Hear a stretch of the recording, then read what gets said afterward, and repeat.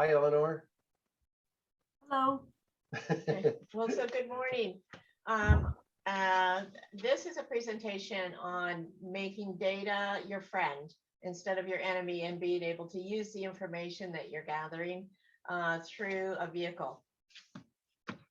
Sorry. Oh, okay. So here we're getting it here. So I'm Kathleen Doherty. I'm a retired superintendent, and old superintendents, they don't give it up. They just find something else to do. So this is what I'm doing. And I'm Craig. I'm the founder of Multiple Measures, and really what we do is we're a tool that helps visualize your assessment data, and we'll get more into that. But we've been doing this since 2003, and we're trying to do more with it. Okay. So what we do. Katie. Oh, Katie. I'm sorry, Katie. Back up. All right, I'm Katie Spicer. I have spent quite a few years really focusing on gen ed student support and MTSS and assessment and professional development. And yeah, that's what I'm bringing to the team. Okay. So about Multiple Measures, just a little bit about is we take all of your assessments, your local assessments, your state assessments, your interim assessments, and we try and blend them into a visual form so that you can see the trends and the growth and the regression and the comparisons to help you drive instruction. And one of our focuses is to do that in a way that we help you without having to be trained, that you're going to point and click, and we're going to help you find the right presentations for everybody. So I liken the use of data to trying to choose an ice cream flavor in Baskin Robbins, or if you're in the Roseville area or Folsom area, Handles, which I absolutely love those two places. But as a kid, if you had to go into an ice cream shop and choose, you got to sample different things and then you would choose. And depending on the nature of your personality, you chose something different each time, or you always went back to your same old, same old. My son would try 4 or 5 different things and he always chose strawberry sherbet. I mean, that was what it was. And data is the same way. We look at data, we think we're going to use it in a different way, but we know one path to get to one thing and we try to make that one thing fit. So I would like now to know who our audience is and what you do inside of an ice cream store. So we've just got a couple of live people here, So Carrie and Eleanor. Introduce yourself. Tell us what you do. Okay, I'll start. I'm Eleanor Moore. I'm the principal of Diamond Valley Elementary School in Alpine County. And we have multiple measures. I haven't been able to use it as much as I would like to. And some of it is because I don't think I always understand the right things to ask for. We're very, very small. And so we don't have a lot of data that you can, I mean, we're expecting less than 60 students this year, and that's TK through 8th. So I don't have critical mass that it's more very individualized, but sometimes my board would like to see some more generalized data, which I am very reluctant, because I mean, data starts to identify kids when you're this small. Anyway, when I go to an ice cream store, yeah, I usually sample a few things first, but I always end up with the tried and true, either a coffee or a chocolate thing. So there you go. Okay, so you know what, we can get together afterwards, Eleanor, and talk about, absolutely in your case, there's a little bit of challenges with your privacy issues with population so small, Right. and the fact that you've been breathing smoke for months now. Yes, we have been. We were fully evacuated. Yeah. And I actually live in Tahoe, so now I'm worried about this Caldor thing. My friend told me last night, pack a bag. I didn't do it. I'll go home today and pack a bag if I have to. But Well, I just for you guys know, I was evacuated yesterday. I live real close to Slight Park. Yeah. And Sorry to hear that. yes, No. so. What saved our school, to be perfectly honest, was from the Tamarack fire, was that we had the only generator pumping well water. So Okay. all of the fire people were filling up here at our school. So they protected our whole perimeter. Otherwise, it was everywhere. It's just black everywhere. Well, we can absolutely help with some of your concerns in the use of multiple measures. That's right up our alley. Yeah, okay, great. Terry, are you there? Yeah, good morning. Morning. Good morning. Hi, I'm Terry Masri.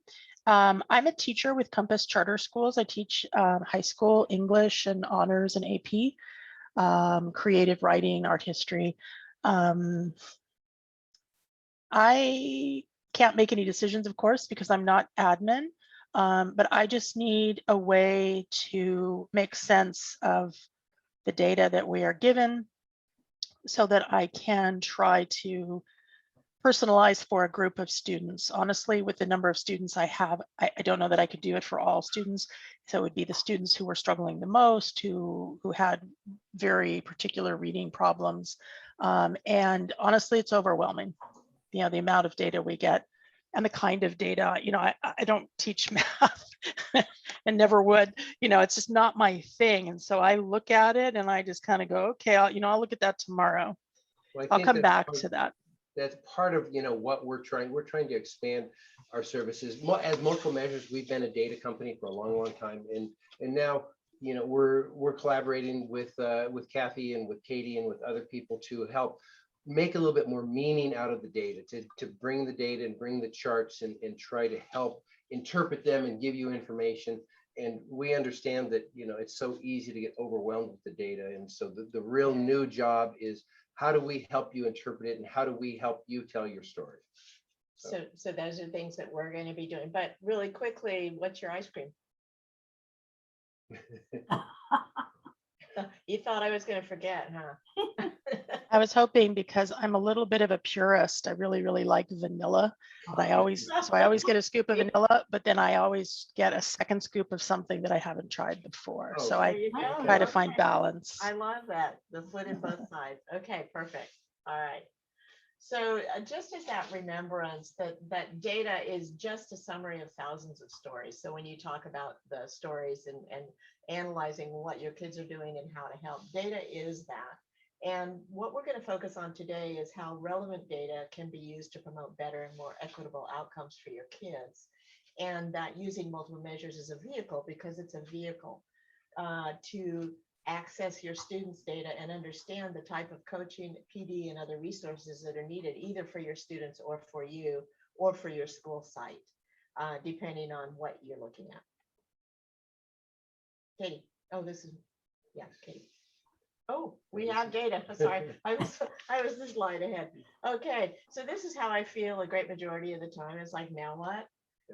And I felt that way as a teacher, as an administrator, and as a superintendent. So we have data, now what? And I think, Eleanor, you kind of pointed to that too. It's okay, we've got some stuff here, but Now what? yeah, now what? So Exactly. So this is,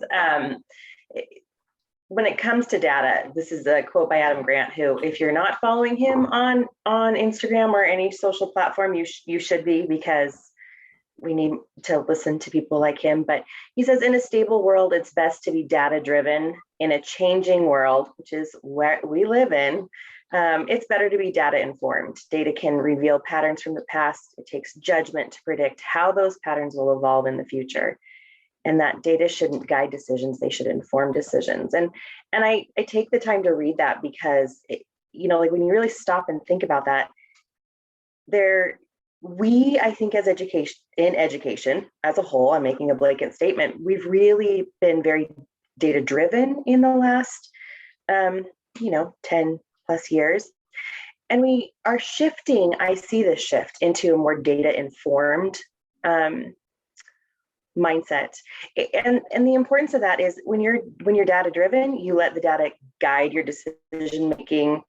You let the data act as the end all be all. When you're data informed, you are also taking on that experience and that personal insight, and that's the data that's really going to drive forward. And when you're just data driven, you risk relying on the data and only the data, instead of looking at some of that higher value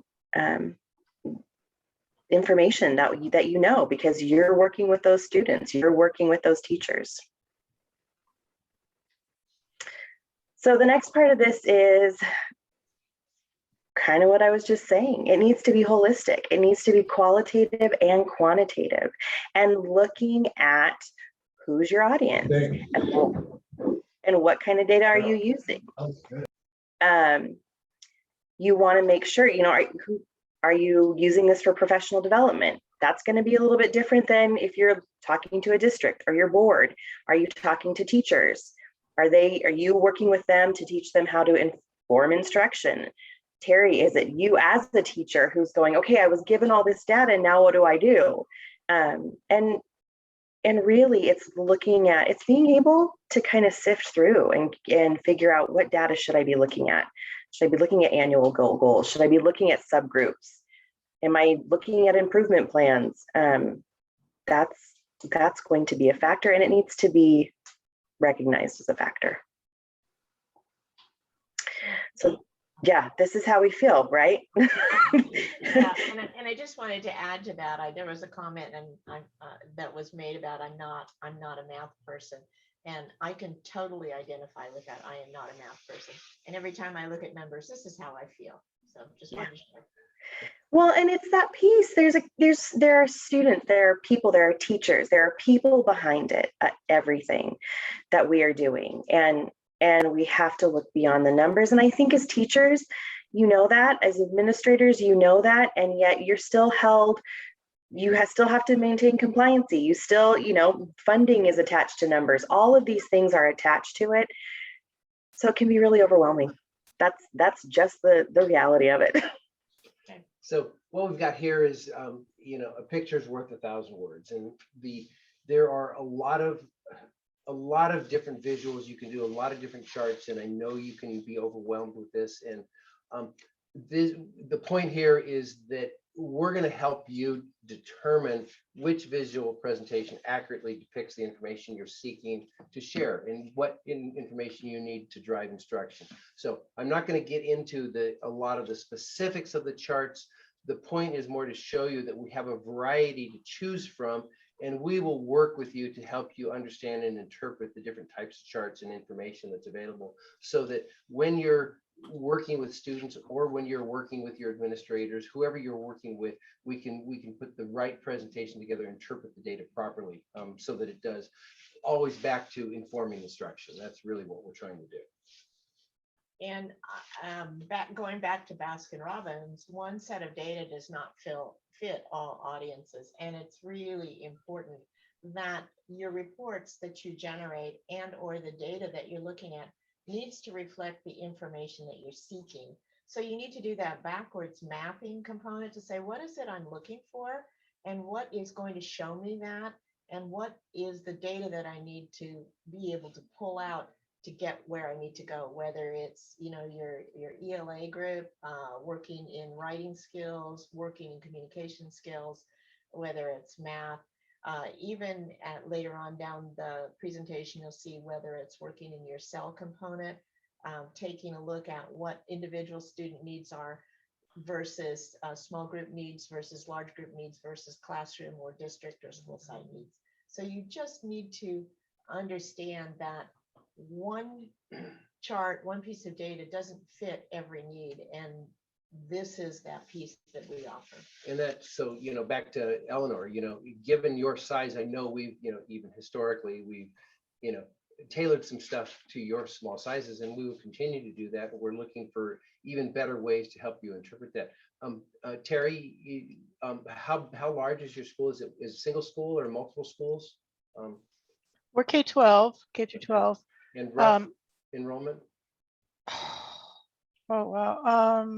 Well, it's over 2,000, I think. Okay, I thought it was fairly good size. So, Yeah. Campus charters are big. okay, so a different realm, than Eleanor with 50, 60 students. And Yeah. and there's different presentations and different sets of data and different things that you need to take away. So just moving forward, just that we understand that whole concept. So. Okay, I do want to remind you that we have an hour, and this is a quick overview. And I think the message that we want to send here is this is not personal. Looking at data is not personal. so often when we look at data, especially if it's kids that I've had direct contact with and or have had instruction for, it's okay to have them not do well and sit back and reflect on, okay, what am I seeing? What am I thinking about? How is this relevant to what I've been doing? And am I actually assessing what I'm supposed to assess? It's not personal. And so often we are defensive when we see that data out there.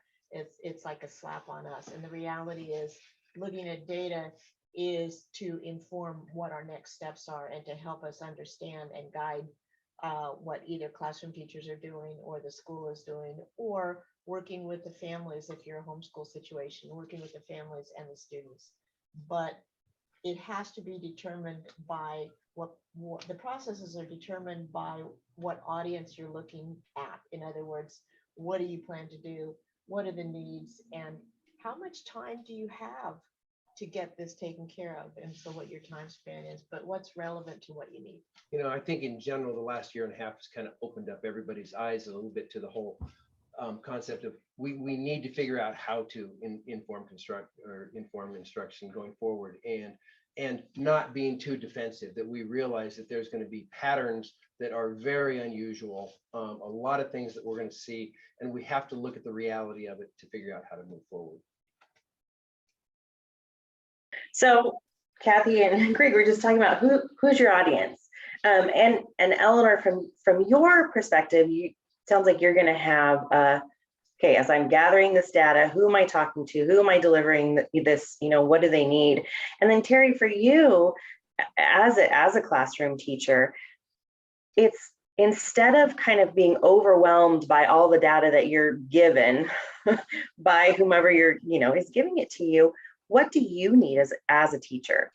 And looking for that information and knowing what to ask for as well, so that you can have those conversations. Are we looking for community stakeholder data? Are we trying to compare? Are we looking for individual growth? And those are things that you really that know your audience. Those are important questions, and really you want to advocate for that as a teacher too. What data do you need as a teacher? And know what you're getting at with the data. What Yep. do you need the data for, other than just a picture? So I'm going to go ahead and flip through a few different examples right here. And I wanted to just start off with one of the things that we do is we compute a fractional performance level. And essentially what that does is that allows you to measure each student between the bands. And so rather than just a 1, 2, 3, 4, is we're going to interpolate the kids' scores, find out exactly where they are. And then that allows us to measure and quantify where is the student in the band, and also to be able to compute incremental growth or regression even within the band. And often students might get lost in the process. They're met standard 3 years in a row, and to all visible signs they're doing just fine, but maybe they're not. And so we have a lot of ways to be able to break that down a lot more granularly, to show movement within the bands over time. And that's been precisely critical. And one of the things that we've seen with the data over the last year through COVID is exactly this pattern where a lot of students didn't necessarily cross the threshold to the next lower boundary, but they moved far closer to it and had a significant amount of regression that otherwise wouldn't be detectable. So I'm going to flip through a few of those, and I'm going to try and get through these and not get too deep into the content. The point is, again, that we've got a lot of different presentations that we can give you the right one that's going to give you the reality of the situation. So this here is our scatter chart. And what we do is we, if you look at the top half of the graph, that represents the students who are doing well. They're above standard. And the right-hand side of the graph are students who are growing. And so we've broken this down into 4 different pieces. So you can see the students' achievement and their growth over the last term. And so this is a scatter, this is a classroom, this is an example of pupils shown over the last 2 terms. How did they grow and how are they performing? And so you can see the kids in the upper right-hand quadrant are doing well and continuing to grow. all the students on the left-hand side are showing regression. We can do this type of chart, not just with pupils. You choose your entity. We can compare schools, we can compare subgroups, we can compare classrooms, we can compare grade levels. We can do, and this is a very, very revealing kind of chart, and it uses as its backbone the fractional performance level that we just showed, to be able to incrementally describe the performance within a band, as well as to be able to incrementally measure the growth. I think before you move on, just as a reflective piece, from the perspective of wanting to show your board something or wanting to show your site administrator something, you can take a look and show that either the percentage or the kids that are achieving what they should, where they should be from the standard perspective.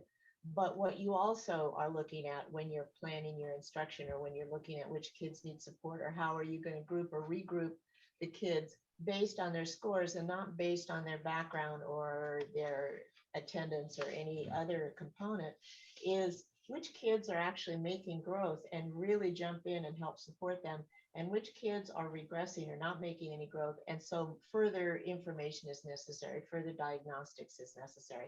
And this particular chart perspective allows you to do that.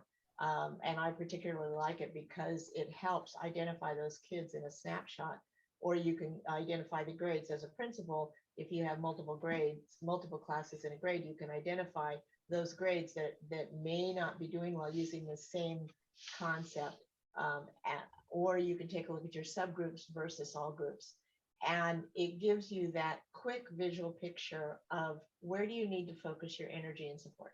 We have a lot more examples of this type of chart, and just something for, this is with the printed with the student names is certainly a classroom-based tool.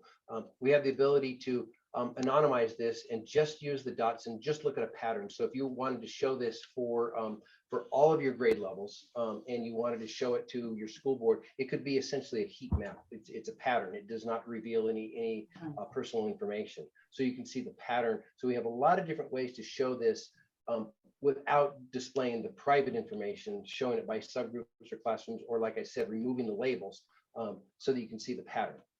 That's nice. So this is another example of fractional performance level that's comparing thresholds of growth over multiple years. And we'll get into, we've got a whole lot of information at our website. We'd love to have a conversation with you afterwards, or a meeting, to be able to go into some of the varieties and stuff. But given an hour here, we can't give all the details. Part of the presentation is to show you that there's a lot of diversity here. There's a lot of options, again, to help you tell your story. So that the last chart was really focusing on growth. This is focusing on performance levels. And this is a STAR Renaissance. So like we said, we do all your different tests. And so we're going to do your iReady or your NWA or your STAR Renaissance or your Smart Advanced or your SBAC or your Acadians, whatever it is you're doing. And we'll give you a couple examples here of even some local measures, tests that you guys have put together at your site that you monitor. So here's some iReady. What this here is, just at a glance, this is the COVID slide. This is a real chart from showing the 19 spring to the 20 spring, and then 20 to 21, showing the this is showing the gain. And so this is very real. And then using the lines over the top show you, is it more significant for certain grades than others? So here's a chart showing some English learner performance on the domains that breaks down some very detailed information. And it's important to note that for all of these charts that you see here, there is student data that backs up this, that is available, so that every band on every chart has a collection of students that you can see who makes up that band. Who are the students performing there, and what do we need to do to address their needs? So, not being a numbers person, I think they're great. I think sometimes they're displayed very beautifully, and you can make wonderful visuals and artistic creations out of them, but it really needs to show you something. So what do you see? what do you think about? What do you wonder about when you're looking at these numbers? What are these charts actually showing you? That data needs to be relevant to you and what your need is. And it also needs to be relevant to everybody who's using it to get that buy-in, whether you're sharing the data with a parent or whether you're sharing it with a PLC or whether you're sharing it with a teacher to principal or principal to soup or superintendent to school board. You have to be able to take a look and share the data and have those really difficult discussions about what is this showing us and what can we do. Katie? So when you're looking at some of these samples and some of those charts, I mean, I know we were going through them pretty quickly, but the what and the why, those are just a few, those are some of the questions. What is this data telling us about when we look at the demographic charts? What assessment data what information are we getting from the assessment data? And again, it's information that's telling a story. And it's kind of that piece of you're using this data to inform the next choice you make. It goes back to kind of those choose your own adventure stories.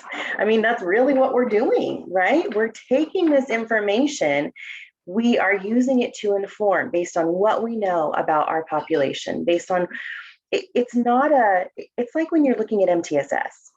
MTSS it's a framework, right? It's a structure, but you're taking your school site, Eleanor, or your district is going to be different than what's happening in LA Unified, than what's happening in any other, because you have a certain population. So when you're looking at those subgroups, when you're looking at the growth patterns and trends, what are you seeing and why? Is there a larger issue?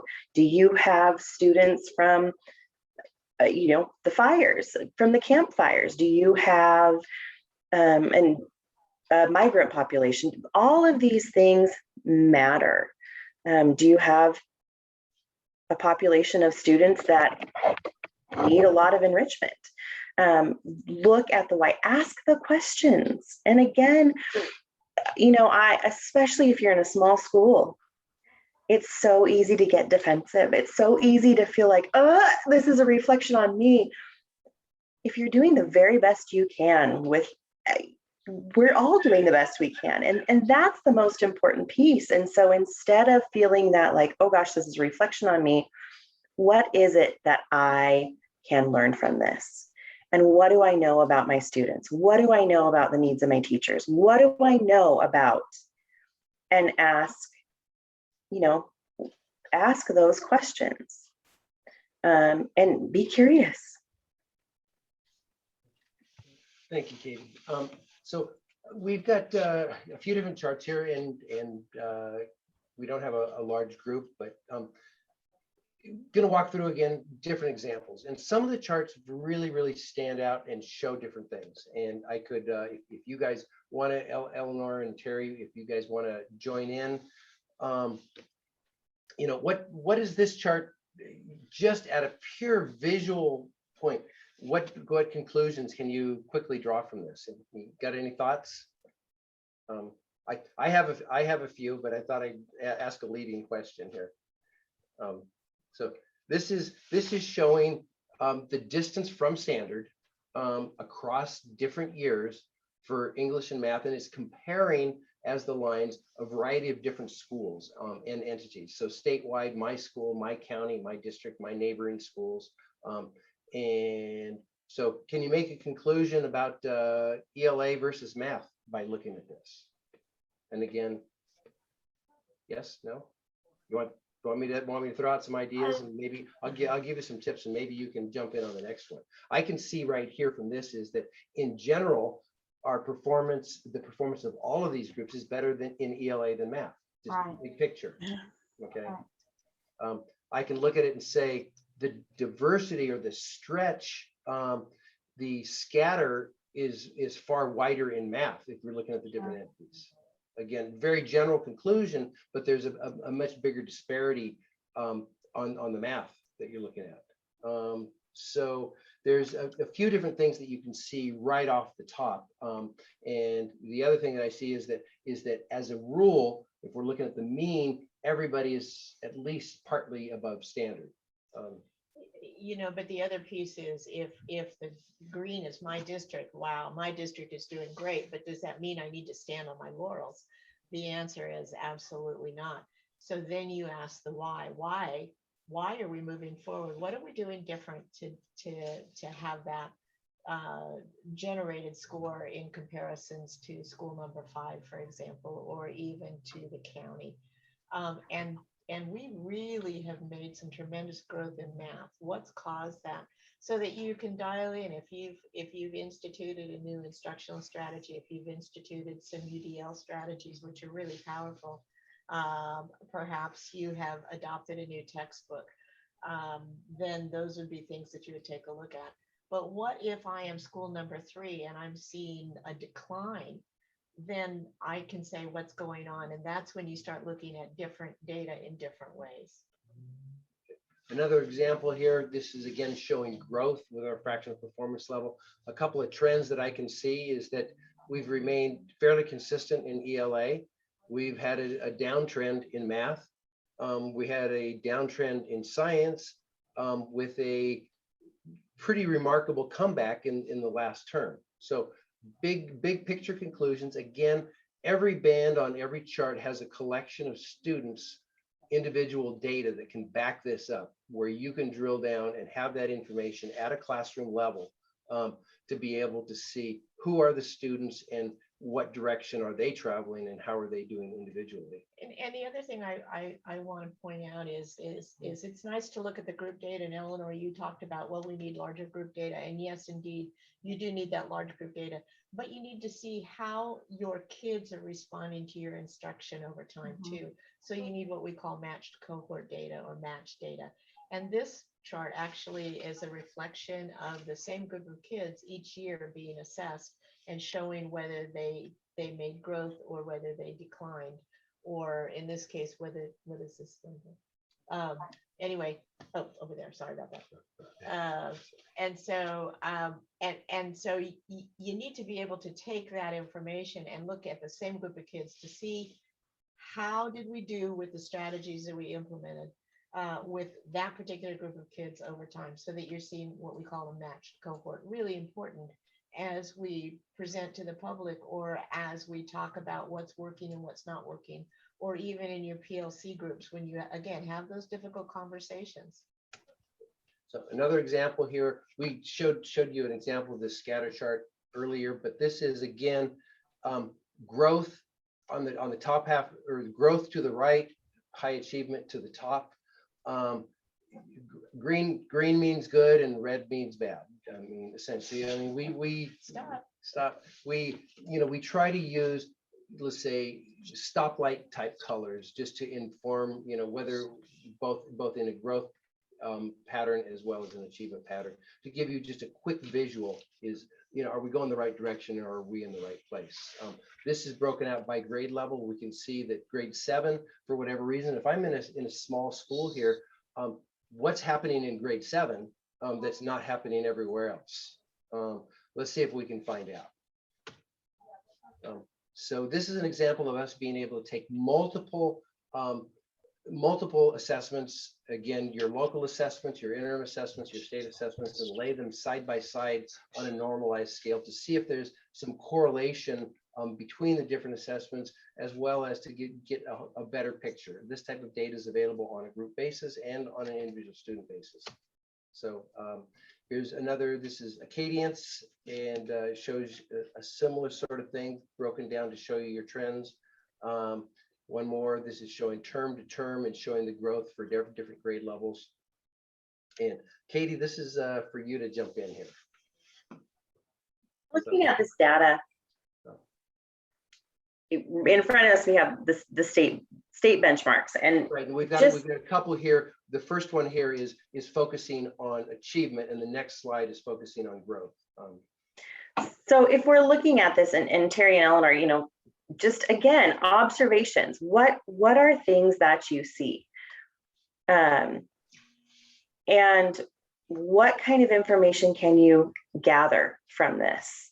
What do you know about your students? I mean, obviously we don't know who these students are, but those that you see that are in those concerning bands, what do you know about those students? What information can you gather? Again, it's what information can we get? What are we looking for? And this is the growth list, right? Making sure that so you have achievement and then growth. You know, one of the things that I think is so too often overlooked is those students that are making growth. Like, yeah, they were far below where they needed to be, but did they make growth? If they did, that needs to be celebrated. And that's when that question is, oh gosh, not so much they're not meeting proficiency, but what's happening that the student's making growth? What are we doing right here? What needs are we meeting? And what can we continue in that? Where's their success? And you know, the flip side of it is where is their non-success, obviously, but that growth is really important. Those students that are regressing, what's going on? What do we know? Do we need to bring in other supports? And part of what we do is we take the students that were in those bands that we just saw, that were the yellow or the red, and they weren't the green and the blue, and we can dial it back into the student themselves. And this is that individual student profile. And here is where you can see all of the tests that the student has taken and how they have maneuvered. And if you look over to the right-hand side with the change, you can see that they're going up or going down. So even if you're looking at Renaissance Star 360, they're in the yellow right now. They're not where they need to be. We need to move them up. But look at that. They grew 13 points over the term or over the year, depending on what you're measuring at this point in time. And so this is a student that's progressing. And yet on the Smarter Balance, although they showed in the green, they regressed, they went backwards. So what is it that happened between the Smarter Balance assessment and the other assessments? And is it something that I need to do with instruction, or is it something that I need to do with a student? And so you've got your individual student profiles here. And here you've got a more detailed piece. Can you go back to the other one just for 1 second? Sure. And so we've on this slide, we've got a click for your tools, because if you look at this 4-leaf clover, this is an Oregon clover, but it is operating off of the Smarter Balance component.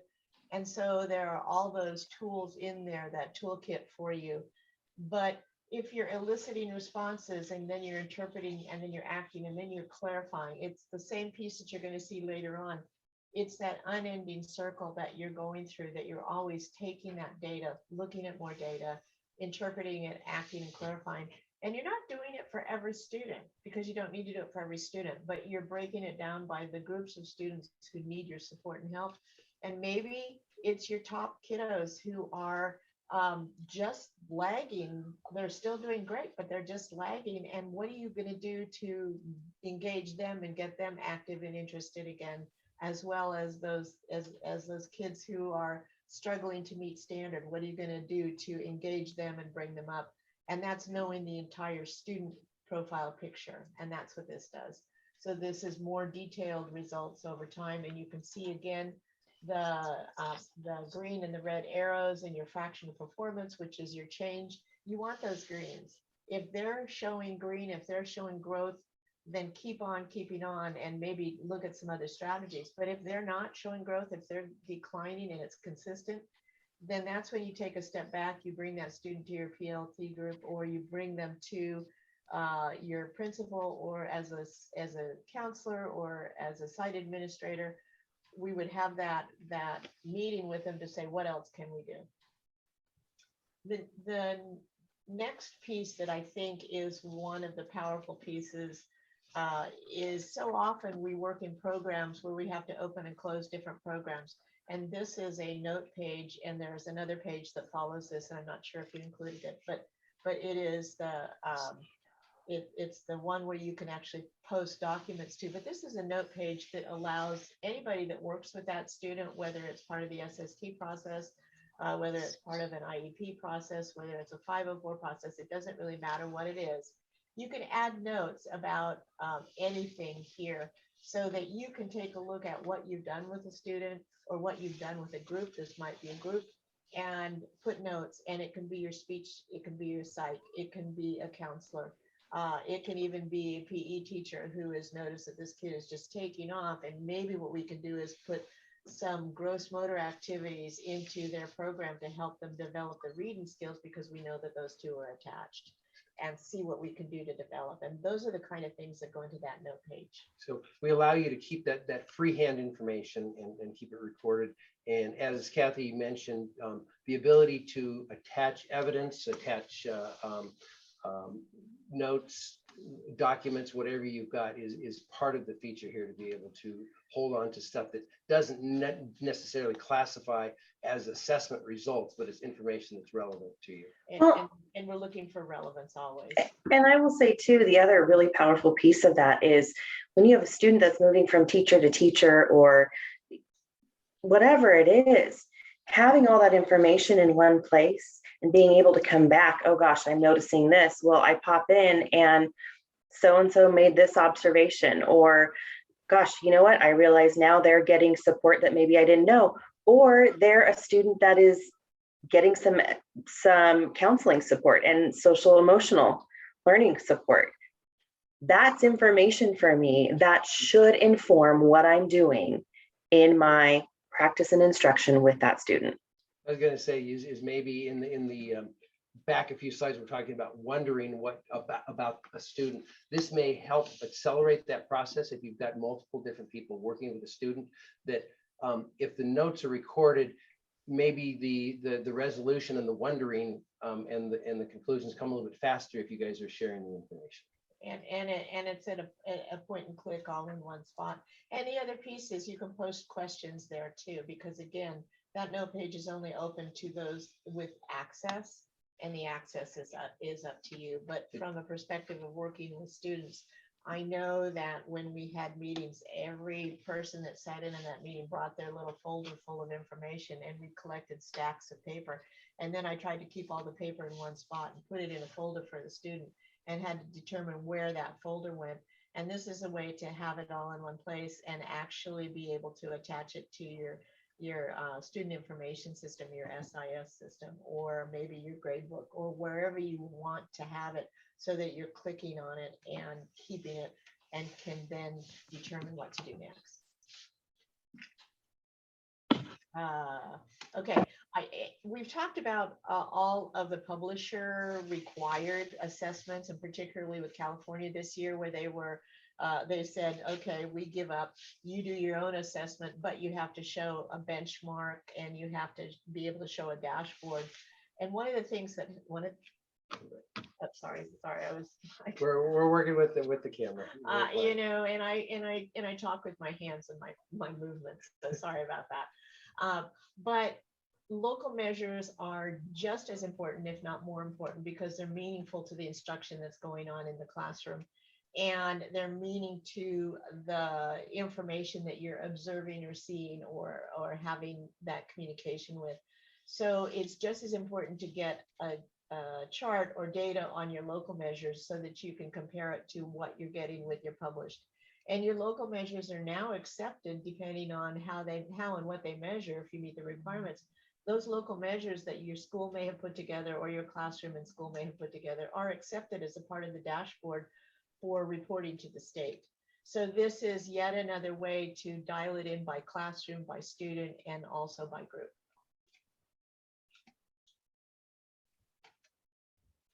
Katie. So the question is, what else do you know? And this is the part, again, it goes back to that informed piece. What do you know? What observations can you make?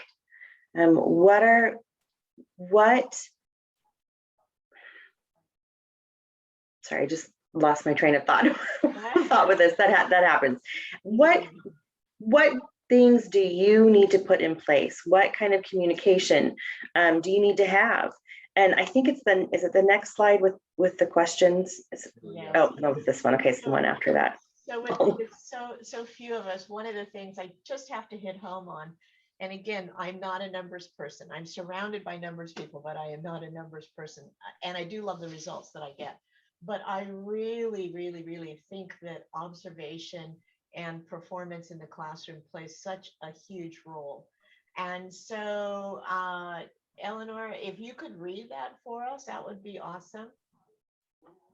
This slide, Uh-huh. because I ain't got a pencil. I woke myself up because we ain't got an alarm clock. Dug in the dirty clothes basket because ain't nobody washed my uniform.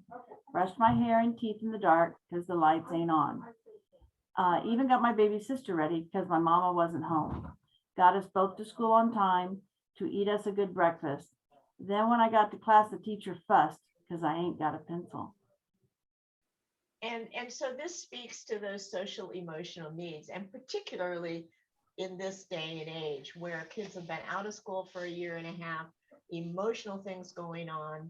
There's fires, they're out of their homes. There are floods going on too in different parts of the country right this second. And we also have kids that haven't been able to keep up because they may not have the parental support that they need.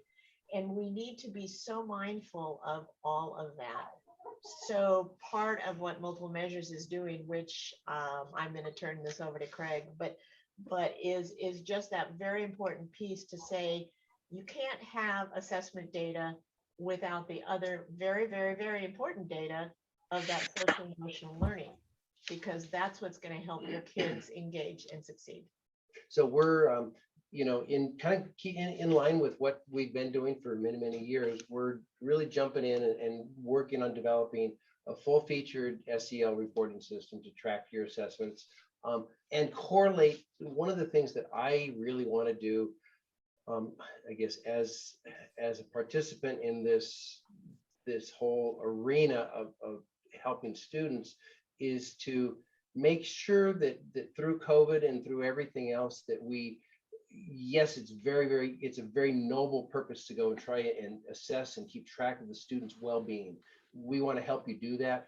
We also want to keep it correlated with the academics. And since the academics is something that we've done for so long, we have the ability, once we get the SEL data in, to keep those correlations together and put the data together. So we are, actively soliciting partners and for our pilot program to jump in. And I don't know, Eleanor and or Terry, are you still here, Terry? I'm not sure. Do you guys have assessments that you give, and do you have data that are available for us to start working with? Because we would love to have partners working on this pilot. So we're starting with Second Step. We purchased that at the end of last year. So we're starting with that Okay. across all grade levels this year. Okay. Unfortunately, our counselor is out on maternity leave for the first several months of the year of the returning, but she's sort of in charge of all of our social emotional learning and tracking of data and interventions. Okay, so we're this is going to take many months to put together, and so as you guys get some information, and to anybody who's watching this presentation afterwards, we're, like I said, actively seeking partners to work on this, and we need data to work with so that we can partner with you and help build some reports that are going to be meaningful moving forward, to be able to give you the whole picture of that student. And just to put it in perspective, there are so many wonderful SEL programs now.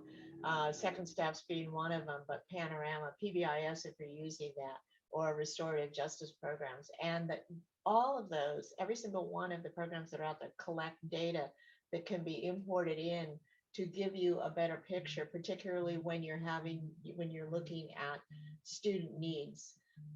The other piece that's really important is that all of this piece and everything that Craig is doing is going to align to the CASEL social emotional learning concepts, so that you can actually tie it to a nationally recognized set of standards that you might be working on, and that's going to be really important. Katie. Doesn't matter if you're a teacher, a student, at anything. A bad system will beat a good person every time. And I think, you know, we're all, everybody, every single person right now is coming to the table, worn down. And it matters that we have good systems in place. And the systems are not just the software systems, the systems are the people systems. And we need to be mindful of that whatever processes and procedures we have in place, if they're not good, they're going to beat up all the good people that are trying to work within that system. And we need to keep that in mind. And every voice is important. Yeah. Every voice, regardless of whether it's at a student level or at the top administrative level. And this is what it boils down to. What do we do with the data? How do we use it to inform decisions, create visions, plans, to figure out what's going on in the classroom? These are the important questions. What practices and processes are hindering success? What are helping student success? What policies and programs are we using? How are they addressing student needs? And this last one is so important because this is information that tells you something about your story. Wherever you are, whatever role you're in, ask that question. Am I being the teacher I want to be right now? Am I being the administrator I want to be right now? And if the answer is no, ask the hard question of why. That is data, that is information, and it's important. So just kind of a little bit of a recap. I mean, you know, how does our system help? Is we're trying to be solution oriented as a service. We listen and we want to talk to you about your questions, to learn what your needs are, and then work with the data. And that really is the core of our business. But the data is a vehicle to get us to the point where we can tell your story, and then we can drive instruction. Trying to move it to the next slide, and it's not. Oops, did it go? It's not. There it goes. Okay. And just to reiterate, you need to be in the position to tell your whole story in a way that can be understood regardless of who you're speaking to, because you own that story. So reflecting on what Katie said, you know, who am I as a person right now? And am I doing all that I can do for students and for education in this time with what's going on?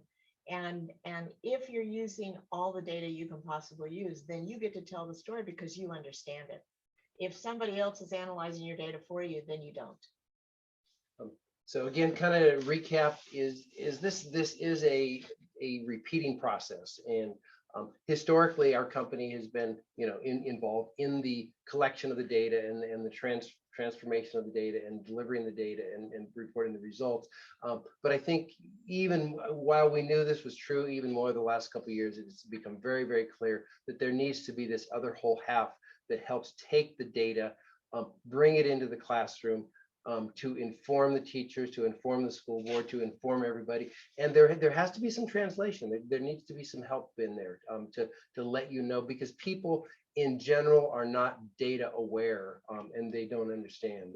And so we're trying to give you the tools to help you move that forward. And so from the perspective of, again, that ongoing circle, that unending ring with no beginning and no ending, if you are assessing and transforming and delivering, you're also informing and deploying your actions and strategies and guiding the students and guiding your staff or guiding teachers or guiding your board, or helping them understand, or your community and making them understand.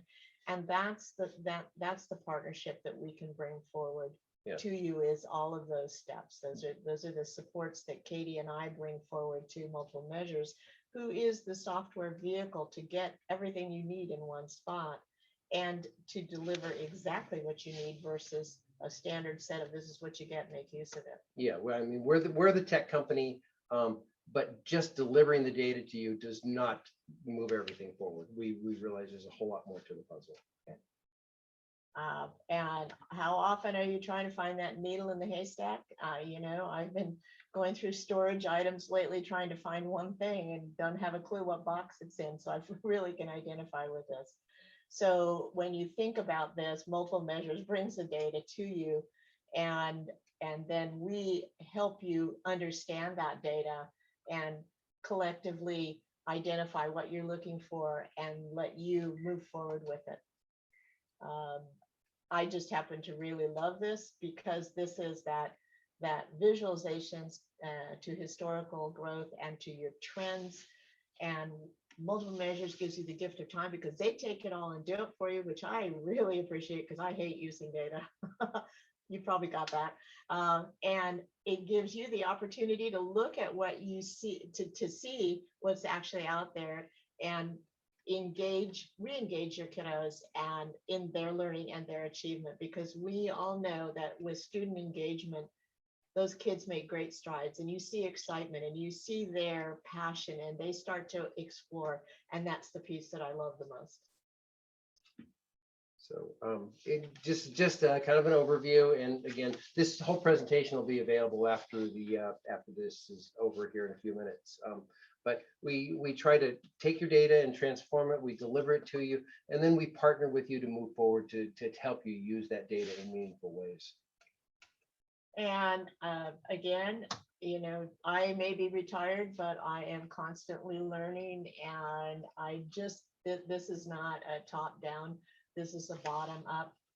We never stop learning, and I get so excited about it. And I hope that you get excited about looking and seeing what your kids are getting and what they need, and getting excited about the potential for what you can offer them. Any questions? Tim, you're welcome to jump in here. Yeah, no, I don't have a question. I have like 3 comments. One, for SSDA Nation, because we'll push this out to all of our members. We know that a lot of small school district boards are frustrated with data, and they pretty much kind of ignore it, you know, because they don't like the state or federal dictates. And it's up to you as the leader to have this instead, because to me, this is really a great way to tell the story about your school. And if you really are an instructional leader, not just a superintendent, this is important. Second, it's always hard to get started with this, but multiple measures has so many districts, small school districts, just like yours, that have done this for a while now, and you just copy them. I mean, it's just not like starting the first RTI program, which makes me shiver because we had to do that back in the day. This is proven, and they understand districts like Alpine or Baker, just name them, right? You guys understand it.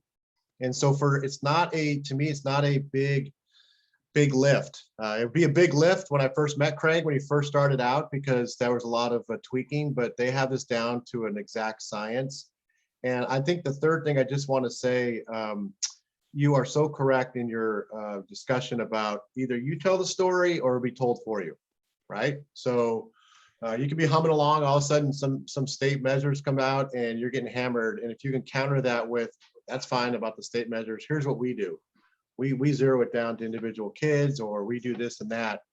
And this team will help you guys out. And I mean that because they really have worked hard to help out districts like Sebastopol and others. And people that have bought into this, it's not a heavy lift. It's not, as Katie said, this huge monster you're putting on everybody who's so burned out. It's actually super complimentary. It takes away a lot of extra work of trying to come up with things to tell kids and parents at their conferences or as they go into school. So those are the 3 big things. I think this is, to me, a no-brainer for anybody that really wants to measure their student performance.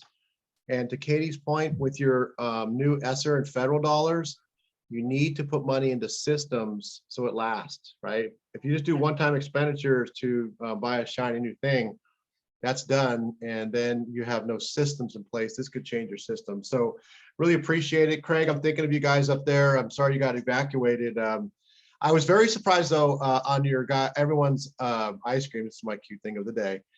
No one says they put a lot of M&Ms on your ice cream. Multiple measures. I M&M. did say that. Oh. No, you don't do that on your yogurts? M&Ms on the ice cream. I don't know, with peanuts or without peanuts, Craig. Are you an M&M peanut guy or non-peanut? What do you like?